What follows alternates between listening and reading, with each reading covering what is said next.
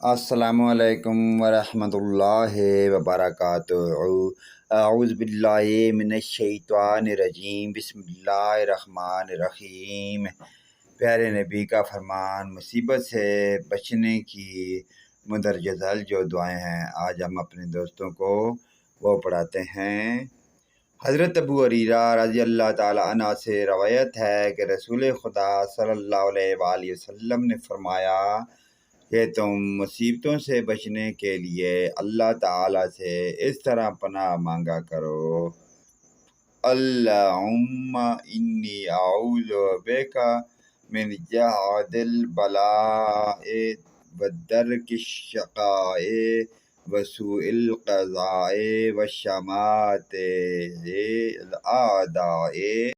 اے اللہ، میں آپ کی پناہ میں آتا ہوں بلا کی مشقت سے اور بدبختی کے ملنے سے اور برے فیصلے سے اور دشمنوں کے خوش ہونے سے۔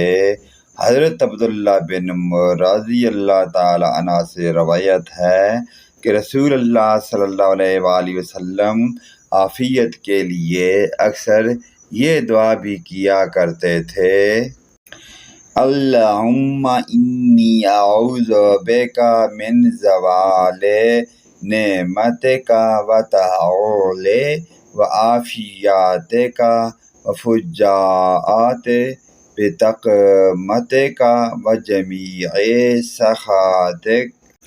اے اللہ، میں آپ کی پناہ میں آتا ہوں آپ کی دی ہوئی نعمت کے زائل ہونے اور آپ کی دی ہوئی عافیت کے بدل جانے اور آپ کے ناگہانی عطاب اور ہر طرح کے غصے سے۔